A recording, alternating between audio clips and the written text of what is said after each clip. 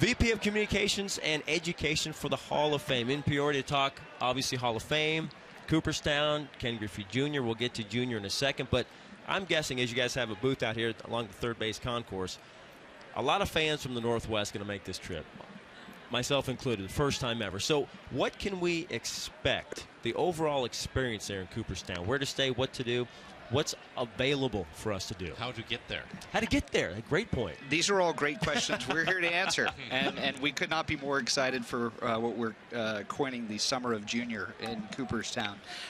We expect many fans to make that pilgrimage. It is a coast-to-coast journey. We are located 75 miles to the west of Albany, the state capital, about 4 hours north of New York City. Also some proximity there, 90 minutes to the southeast of Syracuse, 4 hours from Buffalo, really right in the heart of the state, nestled at the foothills of the Catskill Mountains. So Cooperstown is a very pastoral village setting, about 1,800 year-round residents. It's a place where baseball's memories and dreams are preserved and come to life. Baseball is not the only game in town, but it is certainly the game when it comes to summertime travel. We have two other world-class museums. We have an idyllic Main Street small-town Americana that has seemingly worked its way out of our culture. It still lives in Cooperstown. So it's a beautiful community where baseball is king. As Dodgers leadoff hitter Hassan bloops a single as Goody cuts it off. Single to right field. So single to lead off here against Jonathan Arrow in the fifth. Well, Brad, I've been there. I've been fortunate. I've been to Cooperstown a couple of times. Having seen the town, where are all these people going to stay? Mike, we've done an amazing Opening job. up your house, are you? People rent out their homes, their lawns, they park cars in their driveways. The whole community really gets into it, and obviously the price is right for many of them because they open their homes for that reason. But supply and demand of a village in 1,800 people, all the hotels by and large are full at this point. People stay in Albany, Syracuse, Oneonta, Binghamton, communities all within about an hour to an hour and a half's drive. And at this point, that is the realistic option of where you're going to stay. We have a great travel partner, Sports Travel and Tours. It's books our travel for fans to the Baseball Hall of Fame. Oh, Herrera just leaves the yard, almost leaves the berm to right field. A two-run shot. So single home run. The Dodgers have taken the lead now. 3-2 here in the fifth.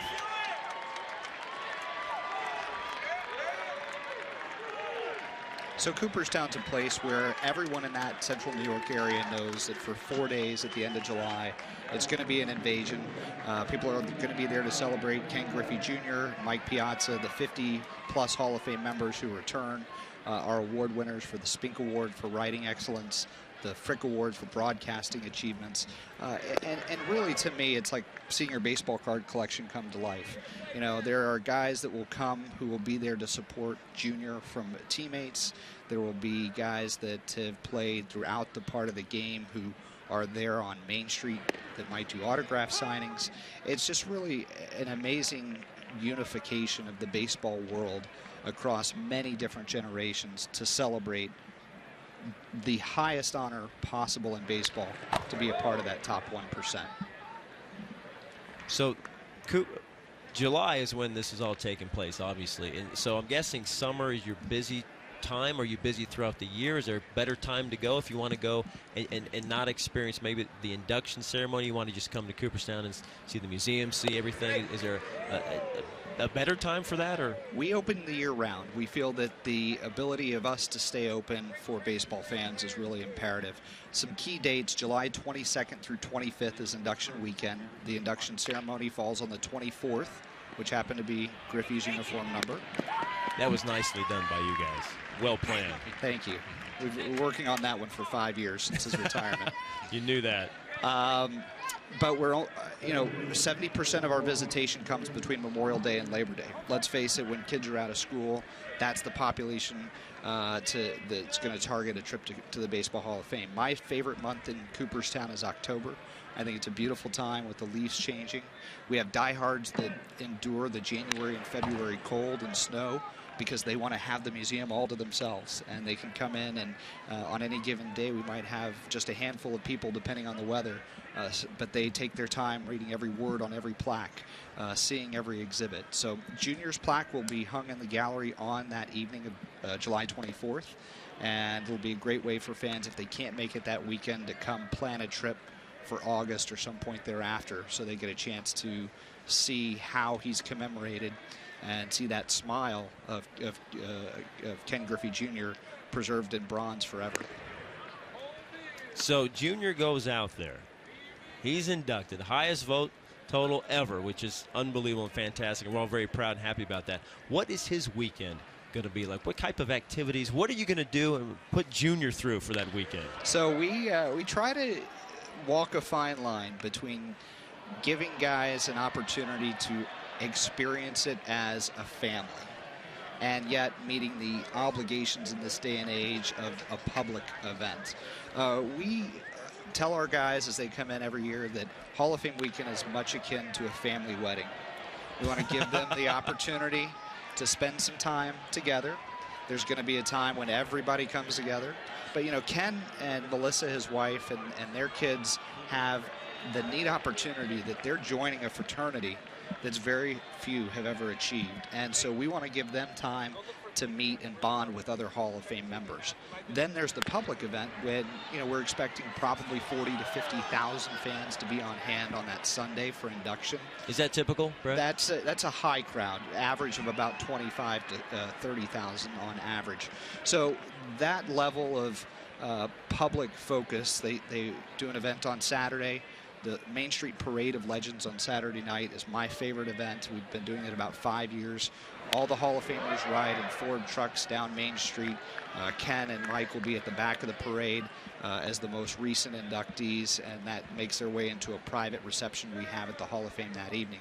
And then Sunday is really the big day. All eyes of the baseball world on them, and the words of their speech will be part of their defining legacy. And that's something we talk about with the inductees. We talk about it with Ken, talk about it with Mike.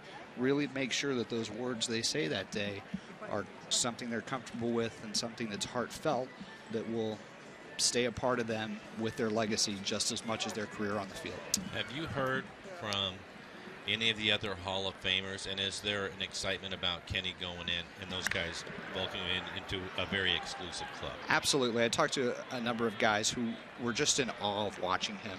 Al Kaline was a guy who was a teenage outfield phenom back in the early 50s, and Al went on to a great Hall of Fame career. And I asked Al, I saw him last month, if there were some parallels that he saw with Junior being the young guy. And he just said absolutely. He said he's one of the guys that was probably the all-time best ever to watch in his mind, one of the all-time greats. And so he was excited to see Ken go through what he remembered going through, what he's been a part of for 35 years as a Hall of Fame member. I've been a part of the Hall of Fame family now for 14 years, and to go through inductions and to see the emotional connection that players have with their own heroes is amazing. I think that that's one of the more unique opportunities we bring to the game. Do you get to go to the private party? Because that's what I would like to see. That would be unreal. I have to be around for all the weekend, so I definitely get to be present for many of those occasions. I'm not necessarily having as much fun as everybody else since I'm working, but my relationship with the Hall of Famers, with Hall of Fame families, has been a fabulous, unexpected benefit of the job, because when they come back to Cooperstown, you see the reverence in their eyes. You see the awe and amazement as they look to their left and to their right and see who they're alongside. And I think that's one of the things that baseball has. I think that's why people love Cooperstown so much and revere what we do, is that there's this exclusive mark for the all-time greats that everybody can debate and everybody can analyze, and any fan can do it from any part of the country. And when their guy gets in, it's a life-changing moment. And you've got the booth, as we've seen during the interview on the third base side, giving out information, letting people know what to expect, how to get there, travel stuff. Is that what they'd expect here if they come out and plan to come some games here in Peoria? Absolutely. We felt it's really important that the people who support the Mariners understand what we're about. We're going to have a booth here for the next 7 days. There's over a 9-day span, 7 games in that time here at Peoria, just to share information, to connect their travel planning, and maybe move a few who are on the fence over to our side to make the journey to Cooperstown. It's just really an amazing place and an unparalleled baseball weekend that fans will remember for their entire life. Ethier pulls that one foul. What did you think about Kenny saying that he's never been to the Hall of Fame? He's waiting until if he got in. What did you guys think about that? I really respect that. I admire that. I've heard that from a couple of other guys over the years of not going to go there, too superstitious. You know, we obviously like to, and we welcome a number of active and recently retired players over the course of the year at the Hall, but we can respect that, and now he'll go in as a member of the club. Well, Brad, we appreciate the time. Good luck out here, and look forward to seeing you in Cooperstown in July. Thanks, with that guy, Ken Griffey Jr. Brad Horn, thank you very much. Dodgers up now 3-2, heading to the bottom of 5.